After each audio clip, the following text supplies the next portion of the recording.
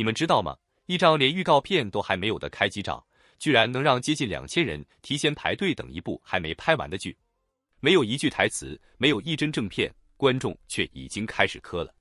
今天我们就来聊聊翟一莹和一航这对新组合到底凭什么还没开拍就已经让人上头。先说说这两个人，翟一莹这个名字，短剧圈的人应该都不陌生。这一年他几乎是霸屏状态，搭档换了一个又一个，风格却总能拿捏得恰到好处。有人说他是万人迷体质，跟谁搭都能出火花，也有人说他是短剧圈的定海神针，只要有他在，剧的质感就不会差。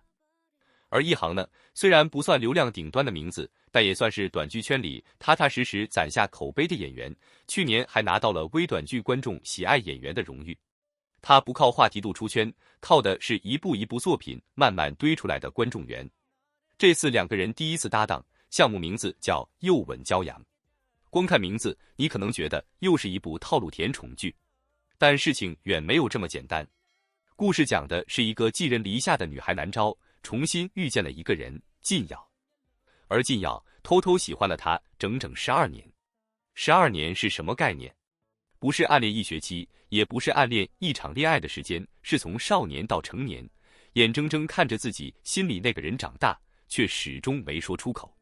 少年时代，两个人之间有过一个约定，只是一颗糖的约定，却被靳瑶一直记在心里，深埋了整整12年。这种设定，光是听着就让人觉得这个男孩子的多能忍。同居之后，两个人表面上互相克制，谁都不肯先低头，可私底下却又悄悄地互相试探。你有没有发现，这种设定其实特别真实？不是那种一见面就轰轰烈烈的爱情，而是两个已经受过伤的人，小心翼翼地用沉默去靠近彼此。没有夸张的告白，没有强吻，只有日复一日的克制和试探，反而更让人揪心。南昭是寄人篱下长大的，靳瑶心里也藏着童年的阴霾，甚至有幽闭空间的创伤。这不是简单的甜宠剧，这是两个残缺的人慢慢把彼此拼凑完整的故事。靳瑶默默为他遮风挡雨，而南昭恰好是唯一能治愈他的光。这种双向治愈的设定，才是真正让人破防的地方。你会发现，这部剧想讲的从来不是谁拯救谁，而是两个人互相成为对方的解药。如果你也觉得这个设定不简单，记得点个赞，让更多人看到这个故事。我们再来看看开机现场的照片。那张海报上，翟一莹穿着婚纱从一头跑向另一头，靳瑶穿着西装追在她身后，而画面另一侧，两个人又变成穿着校服的少年少女，同样在奔跑。你有没有注意到，这张海报其实悄悄剧透了整部剧的结构？从校服到婚纱，从少年到中年，同样的奔跑姿势，跨越的却是整整一段人生。这种细节才是真正的用心，不是随便拍一张站姿合影就完事，而是用视觉语言把12年的时间线浓缩进一张海报里。难怪有人说，这张图一出来，故事还没开始，眼泪先掉了一半。而且你仔细看会发现，婚纱造型里的靳瑶依然在追着南昭跑，这个细节其实呼应了剧情里他默默守护、从不放弃的人设。哪怕已经是夫妻，他还是那个追着他跑的少年。还有一张官方释出的定妆照，两个人穿着校服，背对背回头，笑得干净又青涩。没有夸张的滤镜，没有刻意的姿势，就是那种你在校园里偶然回头看到喜欢的人也在看你的瞬间。翟一莹扎着丸子头，别着一个浅蓝色蝴蝶结，笑容很自然，没有一点刻意的攻击性美感，反而是那种邻家女孩的亲切感。一航穿着格纹衬衫，笑起来眼睛弯弯的，整个人的气质干净又温和，跟角色里那种默默守护12年的少年感很贴。评论区里已经有人说，这张图光是站着不说话，就已经把气氛拿捏死了。说真的，短剧圈这几年什么样的组合都见过，霸总配灰姑娘，重生复仇，先婚后爱，套路早就被观众看透了。可偏偏这种没有豪门，没有反转，只有一颗糖和12年等待的故事，反而戳中了最柔软的地方。他不靠强设定去制造话题，靠的是最朴素的一句话：我等了你12年。评论区告诉我，你更期待南昭和靳瑶的哪个瞬间？是12年前那颗糖的约定，还是同居后两个人互相试探的那种别扭又心动的日常？故事的后半段，两个人还要一起对抗既要生父的勒索，跨过重重阻碍。这不是那种轻飘飘的甜宠，感情线里埋着现实的重量。也正因为这样，观众才更容易代入，毕竟谁的感情里没经历过一点风雨？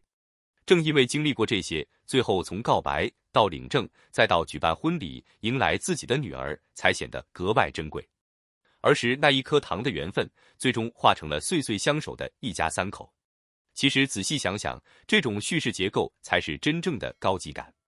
很多甜宠剧喜欢用极端的误会和狗血反转去制造戏剧张力，但又稳骄阳选择的是另一条路，用时间去堆砌感情的厚度。12年的暗恋不是靠一场轰轰烈烈的告白，而是靠日复一日的沉默守护堆出来的。这种细水长流的感情，观众看得越多，反而越容易共情，因为它更接近真实的爱情模样。不是每个人的爱情里都有豪门恩怨，但每个人或多或少都有过那种喜欢一个人却不敢说出口的心情。也难怪短剧圈里已经开始有人讨论，说这次的选角搭配可能会成为年底最被低估的一对新 CP。原因很简单，翟一莹的表演风格向来是那种不用力过猛的自然感，无论搭档换成谁，她总能把角色的情绪拿捏得刚刚好。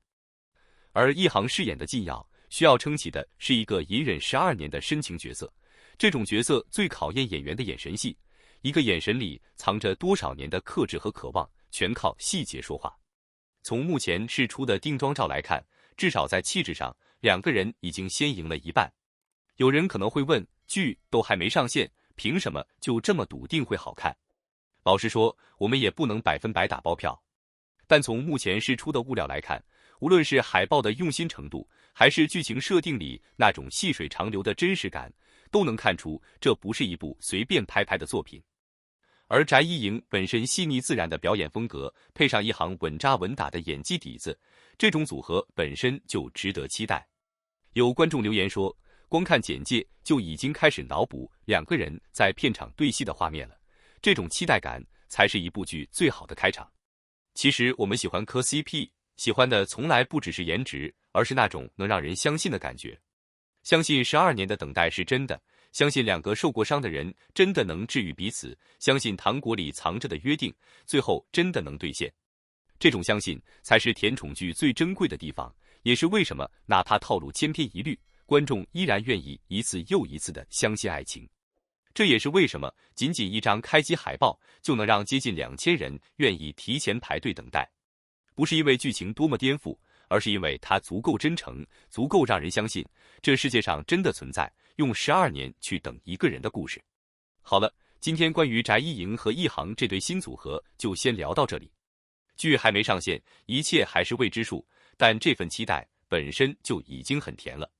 喜欢这类温暖治愈系的 CP 故事，记得点赞关注，我们下期见。